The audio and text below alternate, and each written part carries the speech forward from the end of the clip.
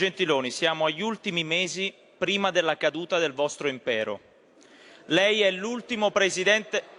Presidente, io non ho neanche iniziato, se è possibile parlare, altrimenti questa è censura. Sì, onorevole Di Maio, stavo appunto richiamando i colleghi, quindi non... Io non ho neanche iniziato a parlare. E infatti, colleghi, è lecito pensarla diversamente, ma in aula tutti hanno il diritto di esprimere il proprio pensiero.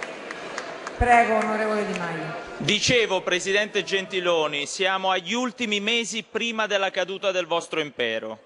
Lei è l'ultimo presidente colleghi, onorevole Albanella. Prego, onorevole Di Maio.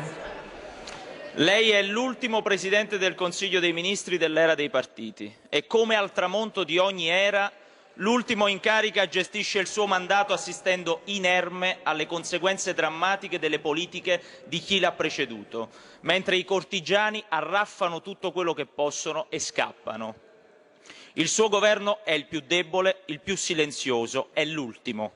Assiste al declino del nostro Paese in panne, bloccato dai veti incrociati della sua maggioranza frammentata.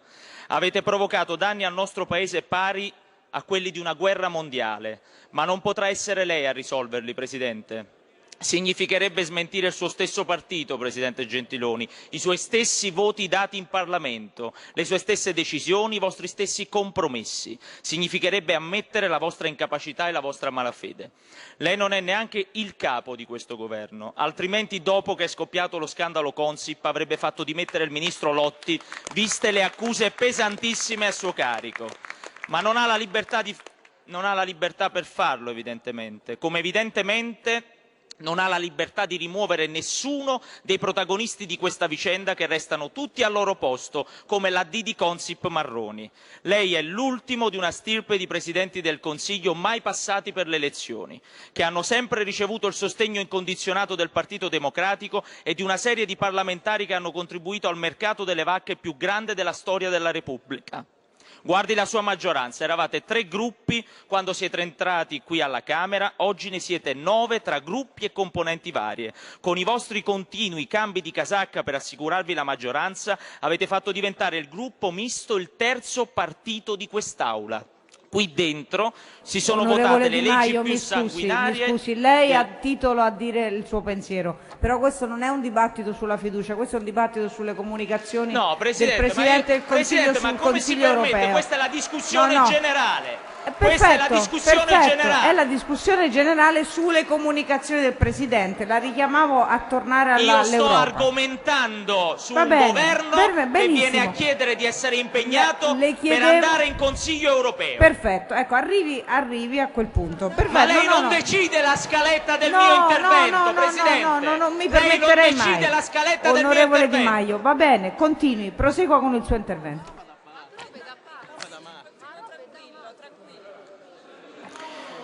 In quest'Aula c'erano 10 gruppi, e tra gruppi e componenti all'inizio della legislatura, oggi ce ne sono quasi 20. La maggior parte delle sigle presenti neanche esistevano sulla scheda elettorale delle ultime elezioni politiche. Siamo la legislatura col più alto numero di cambi di casacca della storia e anche questo è merito vostro. Le ricette che lei viene a proporre qui, Presidente Gentiloni, non hanno ricevuto nessun consenso degli italiani, quindi per noi neanche esistono. Siete ormai un'aristocrazia sul viale del tramonto che, per evitare di far votare i cittadini italiani, ha fabbricato governi in provetta, mettendoci a capo tutti i profili di premier possibili e immaginabili. Nel 2012 il PD ha sostenuto il professor Monti e la sua squadra di bocconiani, passati alla storia per la più infame riforma delle pensioni della storia del nostro Paese. Anche questa ce la chiedeva l'Europa, meglio conosciuta come riforma Fornero. A 1 milione di italiani è stato impedito di andare in pensione e 1 milione di giovani italiani sono stati espulsi contemporaneamente dal mondo del lavoro. L'avevate fatta per ridurre il debito pubblico. Come sta il debito pubblico oggi? È a livelli record, quindi quella riforma è inutile. Dopo le elezioni politiche del 2013, dove il Movimento 5 Stelle si è classificato prima forza politica italiana, avete rieletto per la seconda volta lo stesso Presidente della Repubblica che ci ha regalato a capo del governo il giovane democristiano Letta. Passerà alla storia per aver trasferito in una sola notte 7 miliardi e mezzo di euro alle banche, mentre voi della maggioranza cantavate Bella Ciao, intonavate Bella Ciao in quest'Aula, roba da far accapponare la pelle.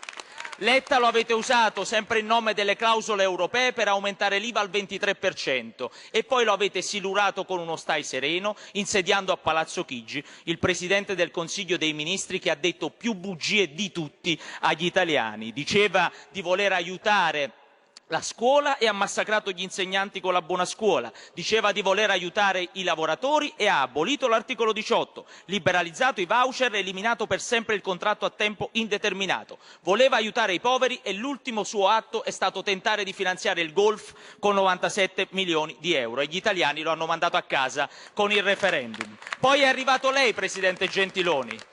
E il suo primo atto politico è stato un decreto per trasferire miliardi di euro alle banche. Dopo 4 anni che ci avete detto che non c'erano soldi per il reddito di cittadinanza, per le forze dell'ordine, per le imprese italiane, per il fondo per le disabilità, ha cacciato fuori dal cilindro 20 miliardi. Complimenti. Oggi viene qui a chiederci di impegnarla sui punti fondamentali per l'Italia da portare in discussione nel Consiglio dell'Unione Europea.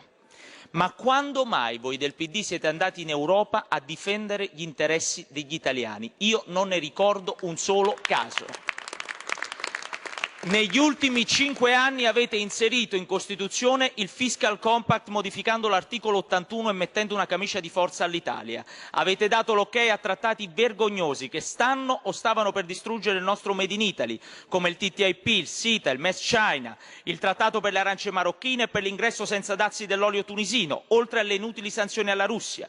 Avete importato nel nostro ordinamento direttive oscene come la Bolkestein e il Bail-in e nel 2013 avete rinnovato il regolamento di Dublino, un trattato che ci costringe a tenere sul suolo italiano tutti gli immigrati che approdano in Italia, senza possibilità di redistribuirli in altri paesi europei, creando una pentola a pressione che prima o poi esploderà anche grazie a quelle cooperative che fanno business sugli immigrati e che in alcuni casi vi hanno finanziato la campagna elettorale. Tutta roba da abolire per noi. Siete sempre andati in Europa a fare solo photo opportunity e a curarvi gli affari vostri. Presidente, lo ha capito che la foto che si è fatto a Versailles con la Merkel, con Hollande sull'Europa a 2 velocità è solo un volantino per la campagna elettorale di Angela Merkel e le sue elezioni che si terranno ad ottobre? Ha capito che in questo momento la Merkel lancia l'Europa a 2 velocità come Renzi lanciava gli slogan in campagna referendaria solo perché alle elezioni ad ottobre? E noi siamo lì sempre al seguito, senza nessuna credibilità ai tavoli europei. Ormai tutti vi conoscono, vi hanno imparato a conoscere in tutti questi anni in cui avete detto sì alle peggiori porcherie e vi considerano ormai alla stregua di faccendieri del potente di turno e nient'altro. Non siete un governo credibile che possa sedere a quei tavoli. Che fine ha fatto la legge elettorale? L'avevate promessa, sbandierata in tempi record e poi tutto a un tratto è scomparsa, insabbiata, fuori dai radar, dall'oggi al domani perché non volete più andare a votare. Per fortuna la Costituzione italiana è ancora integra. Abbiamo fermato il vostro assalto a dicembre, mettendola al riparo dalla riforma Renzi-Boschi-Verdini. E grazie a quella Costituzione, all'elezione diretta di Camera e Senato, i cittadini presto potranno tornare a votare e mandare i propri portavoce in Parlamento. Dopo la caduta del vostro impero arriverà un nuovo rinascimento di questo Paese e quest'Aula sarà composta finalmente da una maggioranza di cittadini liberi che non avrà bisogno di piazzare i propri compari a capo della Consip per favorire gli imprenditori amici negli appalti pubblici, che non avrà bisogno di rimborsi elettorali per dopare la propria forza politica, non avrà bisogno di finanziare le banche perché le banche avevano finanziato le vostre fondazioni.